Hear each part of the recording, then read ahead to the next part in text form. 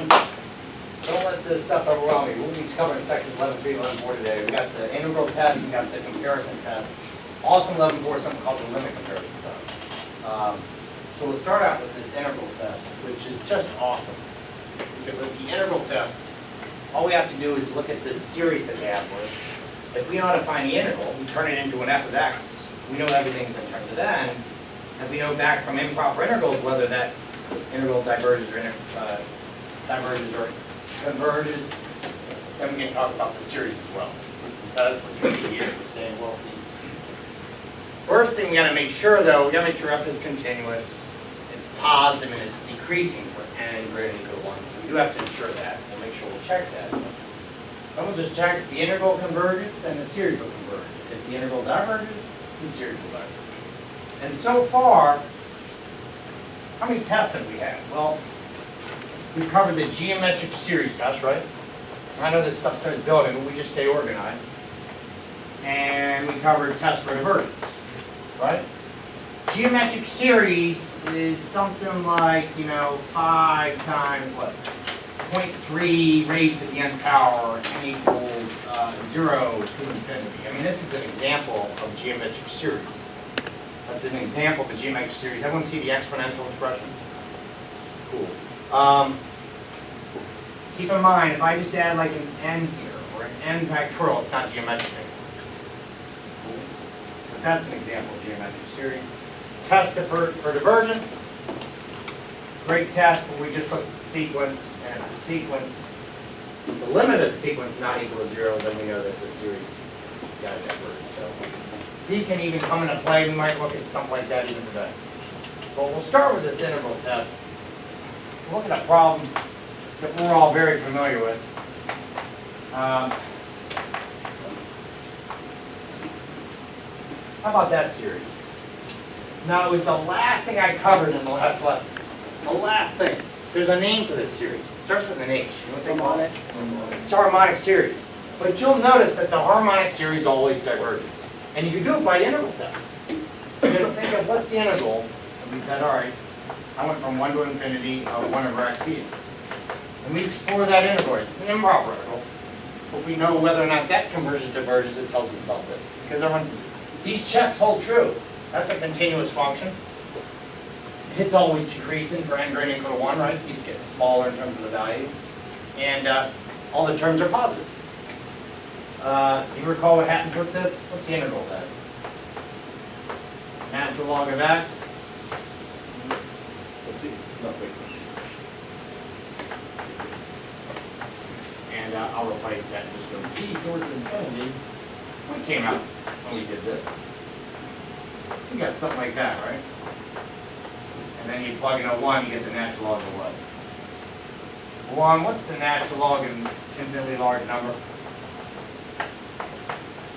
This diverges. But, what about this one? And I say, again, we know how to do that integral, true? Terms are positive if terms are decreasing and the function is continuous. Check that out. I'm not writing all the notation here, but let's explore that integral. And if it converges or diverges, it'll tell us about this series, whether or not that converges. Cool. Is this right? It's my worst fear. Good. Everyone's telling me no, no, no, no, no. How do you do that integral? Not use sum. Well, we think of this as x to the negative 2. The integral of x to the negative 2 is x to the negative 1 over negative 1. And we get a negative 1 over x. So I'll go back and put a little t here and go from 1. We'll do the limit as t approaches infinity. And what happens to this view? Yeah, you put in a t, you get the limit as 1 over t. You need that limit. Katie says that's going to 0. Subtract the limit as t approaches infinity of negative 1 over 1. Well, what's that just going to be? Subtract, we don't have to put all that right. Subtract the negative 1. That limit's 0, right? So what's 0 minus negative 1? One. So, this series converges. Now, does it converge to 1? No, it just converges. That's what we know. What's the only test we know so far that gives us, we know a value that it converges to in terms of these series? The geometric series test, right? That's the only one that has a formula. And you can look at that summary sheet. It's the only one where you have some actual formula that we can say, oh, it converges to this value. With these, we don't know what the value is. So today, you'll notice we'll estimate. We can estimate what the series is going to converge to. That's the best we can do. Even to this day, it's not like, someone proved this, we'll figure this out, and we'll talk about that. But that's what's so neat about series, is how we just know it converges. What it converges to, we can estimate. We can estimate, especially with technology. Is everyone okay with this? Hey, these seem to come up a lot, so we can just call them a p-series, right? So I'm going to walk over here, and let's call these p-series. And we'll talk about that power of p. What if the p is greater than 1? What will always happen? It's going to converge. I mean, there's two examples to look at. What if the p is a 1 or lower than a 1? What's going to happen with these? It's always going to diverge. And you can actually call it a p-series. So when it comes to a justification, I remember we were talking about that yesterday, kind of with the what to write down or justify. You could say, hey, I already know that this is going to diverge. You can say this is the harmonic series. But you also might say, well, it's a p-series, p equal to 1. And you know that that's going to diverge. Make sense? You could say, hey, this converges, and your justification, Juliet, all you have to say is, this is a p-series. And the p equals 2, which is greater than a 1, so you know it converges. And now you've used this actual, p-series test. But what's so great about the integral test, this works for all integrals as long as the function is continuous, positive, decreasing. So let's look at some other crazy series. All right? Awesome. By the way, could you also just recognize that's a harmonic series? Nice. Hey, on that note, do you remember? I did this in a class, but I want to do it again. I think there was one in the homework like this. How about 50 over 8? What's going to happen with that? That will also diverge. Isaac, excellent. This is just a constant multiple of a harmonic series. Or you can use a p-series test. So this also diverges. All right. Let's check out some more. Great job with that. Okay, here's my first example. Summation n equals. They either start these things at 1s or 0s, and when I'm in 11.3. Okay.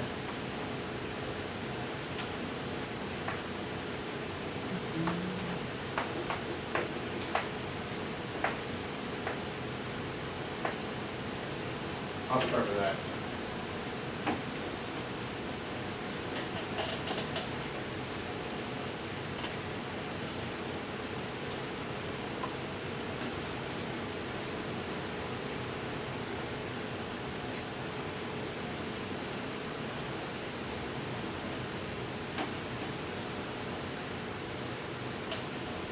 Is that a p-series?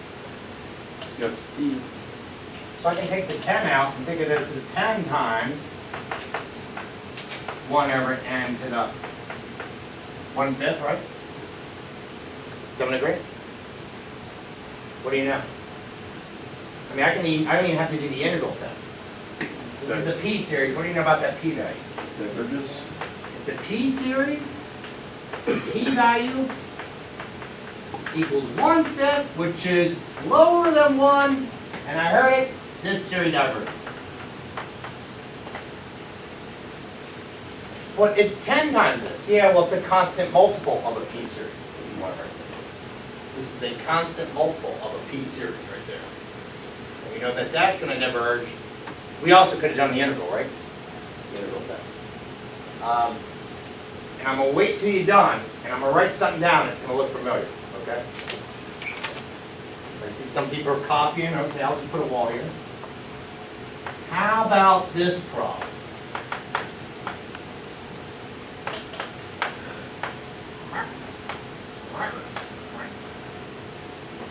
When I got a 5 up there in the right, I want you to think about it. And then someone's going to tell me, hey, professor, they're going to recognize something. So when I got This is the last problem. We said it diverged. Now I wrote up this problem. Do you see something going on? You see it, Dave. What's going on? It's the same thing. I love it. I want to recognize this because these are the same. It's just written in different notation. It's in that radical notation. So if you're like, oh, can you give me a quick review on this? Think of that as the R value and think of this as the E value. And we're saying that N in the denominator is to the E over R. The exponent is a 1, but what's the radical? A 5. So 1 over a 5. Because there's an invisible 1 over a 5. But that's one thing. That's what could throw off the student. That's exactly what can make a student go, oh, I don't like these series. It's like a prerequisite skill that they're not recognizing that these are the same. So you can look at the P series. So, by definition, that anything that has a radical in the denominator automatically Yeah, but what if they do a radical and then they what? They stick it and you see that this ratio, they use something with a power there, and now it's to the, right, I'll do, how about a 7? So now you're like, uh-oh. You got 7/5. Right? Now you got 7/5. What's going on? Then it's, So great point, Dave. I just want to be careful they did something like that. I don't know if I saw anything like that in the book. But, so good eye thinking about the radicals down there. Aaron, that was great. Let's try another one.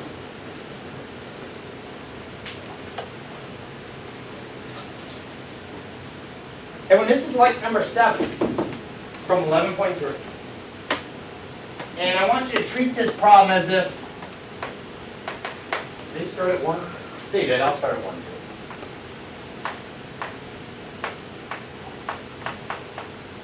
N over n squared plus 2. They had n over n squared plus 1.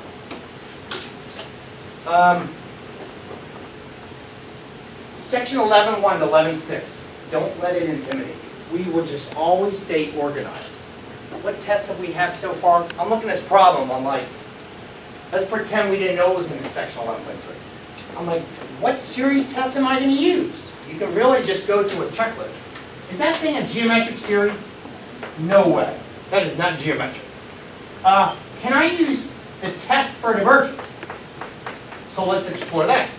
Test for divergence is an awesome test where you hide the series, you think of the sequence, and if the limit of the sequence isn't 0, you're going to know that the thing diverges. Well, unfortunately, when I look at that carefully, what's the limit of that sequence? The limit of that sequence is 0. Do you follow me? So I can't use test for divergence. Let me say it again. I want to make sure people's clear with that. I can't use test for divergence because the limit of that sequence is 0. You're going to find a lot of these sequences they have here. Remember, a series is a summation of the terms of a sequence. A lot of the sequences they have there, the limit's already 0. So you won't be able to use that test for divergence. Okay? So, these are out. Well, what did we learn today? Oh, the integral test. So, hey, let's give this a shot. Do you know how to integrate something like that if we put x's on it and stuff? Let's check it out. X over x squared plus 2 dx. Hey, I will make sure of a few things. That's a continuous function, check. It's decreasing for n values greater than or equal to 1. And the terms are positive. I think we can work this out. How do you do that integral though? You said. You sub. Maybe that's the biggest challenge, 11.3. When it comes to how do I do the integral? Do I do the u sub? Don't need the u sub, or do I need, integration by parts? Okay. You can also separate them, I guess. You can't split that one up. You were thinking of something like this. So you can't split that up. So we're going to let u equal x squared plus 2. Du equals 2x.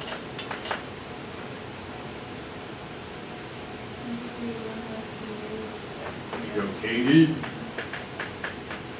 And we rock out that u sub.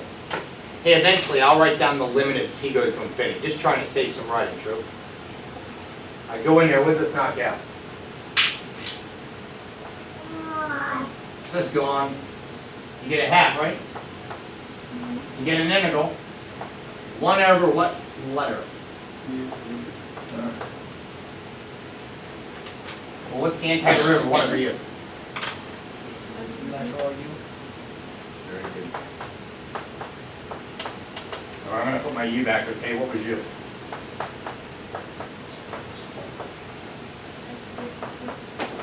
Hey, do I have to put the bars? Well, how do you know that that's already positive, right? So I will, just to be curious, if those bars bug you sometimes, I can soften these because that curve plus 2 is always going to be positive, right? When I plug in any value. I'm going to go from 1 to, all right, now I'll put the t and write the limit as t approaches infinity. It's an improper interval. And some of you already can tell. You already know the answer to this thing. Look what's coming up, another natural log. What happens when you get a natural log? 1/2. You're going to think of this as what?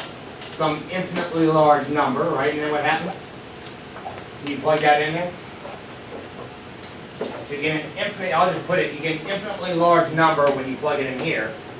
Subtraction, then you get the limit as t approaches infinity, you plug in a 1, you get 1/2 of what? And the log of about 3. Yeah, but this is approaching what? Infinity. It's the natural log expression. So this series right here, unfortunately, it does not converge to a value. It diverges by which test? Integral test. And I'll just put IT. If you like to abbreviate, do the same thing on anything. Integral test, IT. Geometric series test, GST. Test for divergence, TFT. You don't want to write all that. Here's my justification. If you want to go in and show that that limit does approach infinity, that's fine. Cool. Hey, have you noticed this wasn't a p-series? So I had to go through the integral. Well, it wasn't too bad, was it? Nice. Nice job. Hey, any other weird integrals in here? How about 1 over 2n plus 3 cubed.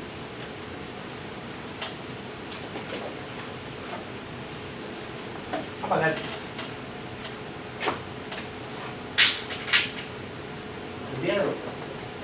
It's a rock and roll test because we already know about improper integrals. And we're thinking, well, to approach this problem, is that geometric series? Heck no, right? The key about geometric series, it's exponential. It has to be everything to an nth power. Or it can have a constant multiple with it, right? When I'm writing, I'm talking about geometric series, look stuff like this. 20 times 2/3 raised to the n plus 1. It can even have a -1 to the n. This is what I'm talking about when it's geometric. Exponent. This is not geometric series. Well, then let me try test for divergence. Can I use that? Let me hide this. Does anybody know the limit of that sequence? As n approaches infinity? 0. It's 0. I can't use that. See, you're going to notice that. A lot of the sequences, the limit's 0, so you can't use test for divergence. But boy, if you notice that sequence right here, the limit isn't 0, you're going to be done the problem. You're going to be like, this series diverges by test for divergence. So we're left with which one that we've learned today, the what? Integral test. So that's what I mean. You kind of got to do a checklist. Well, who knows? You might want to try integral test first. All right, let's try it. Okay, all the terms of this series are positive. Oops, I'm going to make that an X. They're decreasing. We can use the integral test. How do you do that integral? AH. Any idea? Nah, because of 2x plus 3. To be a p-series, you'd have to just have it like an X. So it just has to be one variable, like n plus 6? That's right. I know. But hey, we'll just do a what? But it is to the third power, which if it was a p-series, it would converge. Maybe that gives us a heads up on what's going on. Because we're really just doing a use up to it. Isn't that good? So very good. I love it. So we have a hunch. We think this is going to converge. We think this series converges, but we're going to show all this. So like after we do the use of when it's u to the third, can we say it's a p series then or not? Not then right there because we'll put this back. But you get it. You're like, we know what's going on by the integral test. Right. Just like this baby, it's going to converge. Okay. But I love that you recognize it. Just because we have to put that back in there. What's that now? 1 plus mu plus x. Okay. Half over here.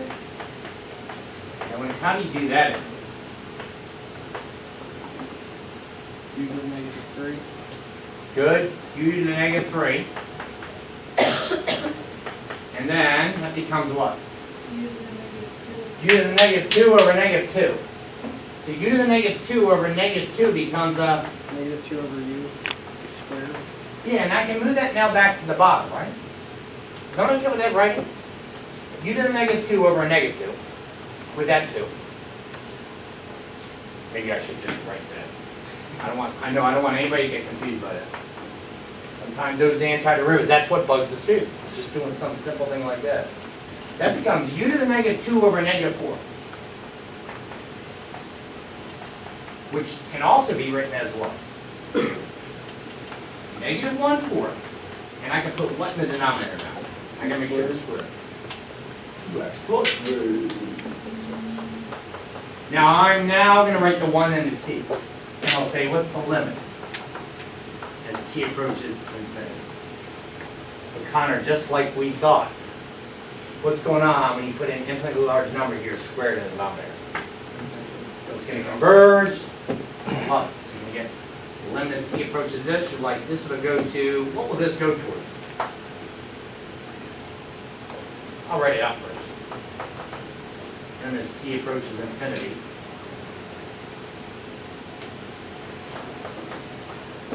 a negative 1/4 to t plus 3 squared minus a negative 1/4, plug in a 1. But what happens when you plug in a 1? 2 times 1 plus 3 is 5. What's 5 squared? All right. And a minus is a what? Plus. Now when we know what's going on with that baby. That's going to 0. True? This series is converged, just like we expected. Now, do I have to write this number down that it converges to this? What is that, 1 over 100? Do I say this series converges? No, we don't know what's converging. The only way we could estimate what it converges to by the remainder theorem. We'll do the remainder theorem in a second, it's fun. But we just right now can say this converges by which test? That's u. By the integral test. Justification, right there. I've got it right there. So if one of these series doesn't fit into the text, you just take the integral of it? Yeah, from so far.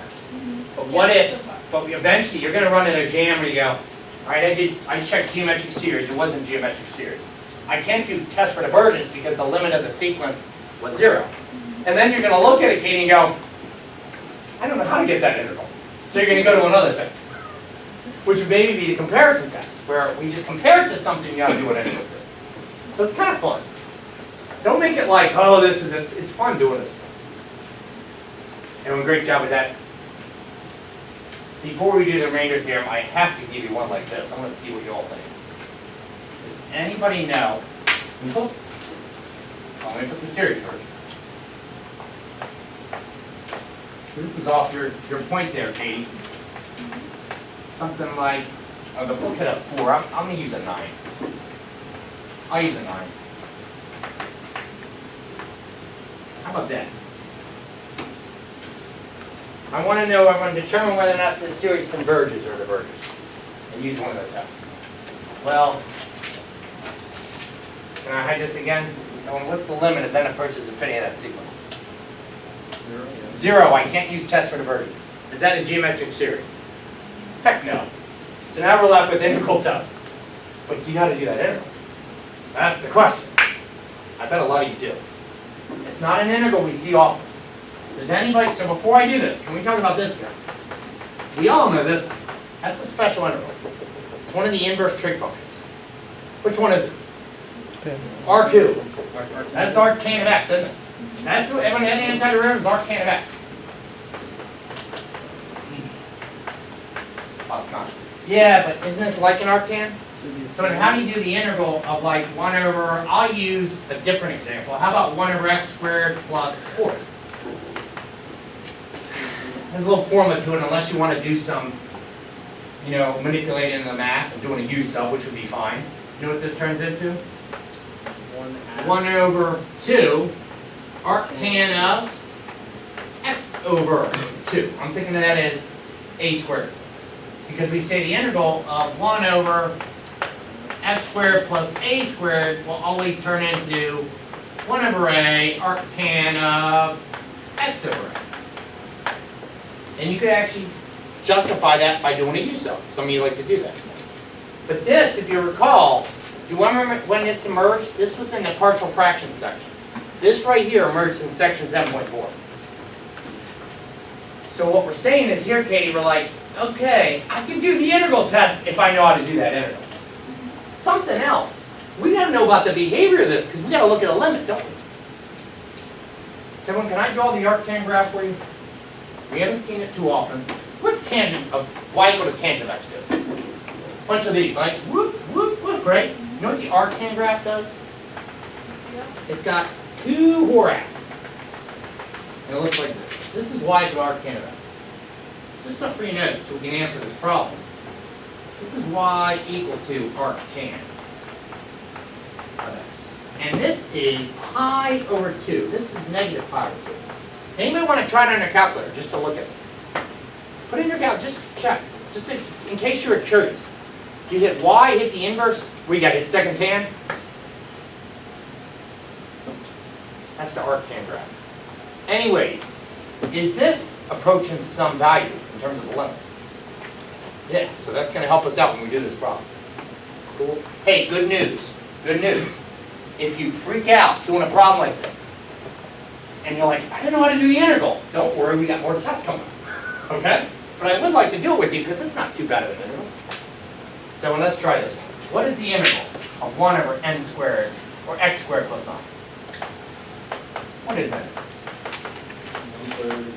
1/3 arctan of x over 3. Now I'm going to go back and put my 1 in my t, and we're going to take the limit as t approaches infinity, right? Now, and by the way, arctan of x over 3 would behave very similar to this. It would still approach a pi over 2. I believe this up. I'll put a plus constant. Okay, what do we get? The limit as t approaches infinity of 1/3 arctan, I'll put the t in there, minus, I probably got 1 in there, 1/3 arctan of what?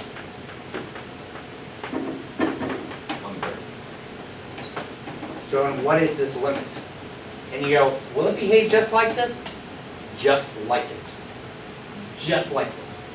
It will still approach pi over 2. And I did this because this is approaching an infinitely large number. And this right here is approaching 1/3 of what? 1/3 of,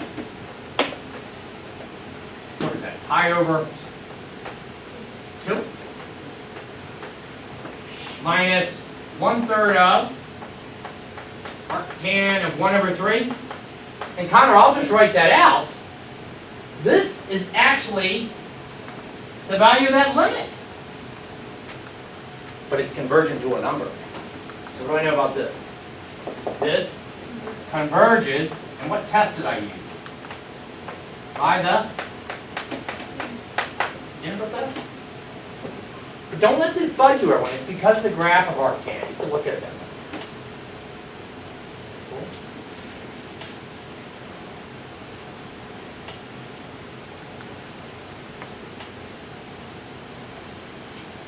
Hey, can I erase? Awesome. So on that note, I'm looking at some eyes, people are going, ooh, that problem could get, because that integral's kind of weird, right? Well, no worries, we got a cool test called the comparison test. And what you do is, you know what made this problem challenging, Katie and everyone? That stupid plus 9.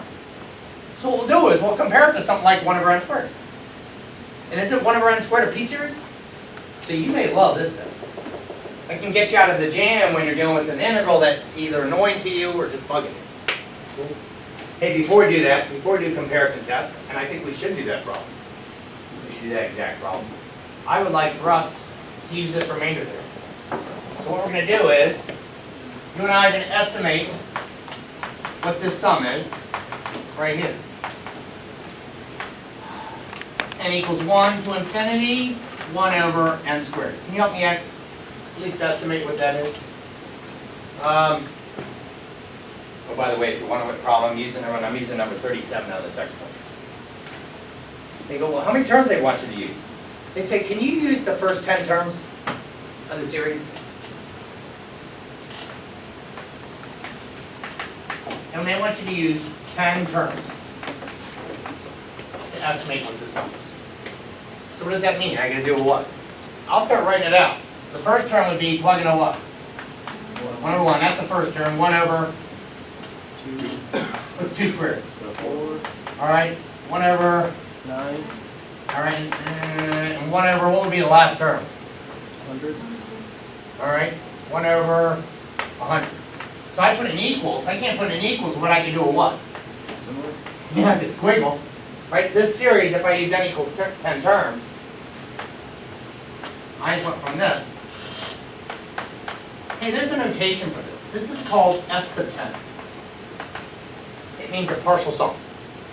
I did an S sub 10. I'm saying I did a partial sum of 10 terms. And it's coming out to be, if anybody wants a couple ways to hit this on a calculator, can't you just type this on a blank screen? Yeah. Crank it up. I'll let you see this. You're okay there, right? Yeah. Nice. So what I'll do is I'll pull this down. There's just some ways you can play around with your calculator. Because you might want to just not add that up on a blank screen, right? You might say, can I look at these on a list? Of course you could use Microsoft Excel. But sometimes there's some other neat ways you can deal with this. With that link to pop up. We're just going to add up the first 10 terms and see what we get. I can tell some people already got it.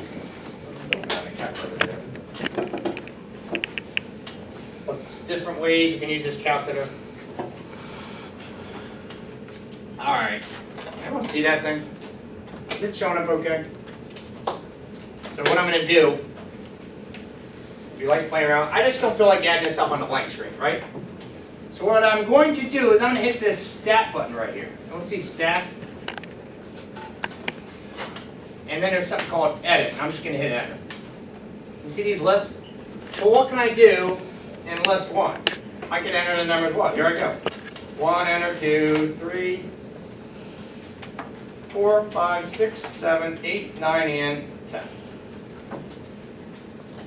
Do it slow. Come on. There we go. And then I can arrow over here, but I don't want to rush you. I want to wait till everyone does that. I'll just add, put 1, 2, 3, 4, 5, 6. It's just one way I can do this. Now, if you like your calculators, you can stay organized. Now I'm going to go to L2, and you know what I'm going to tell L2 to do? I want it to do what for each one of those numbers I use?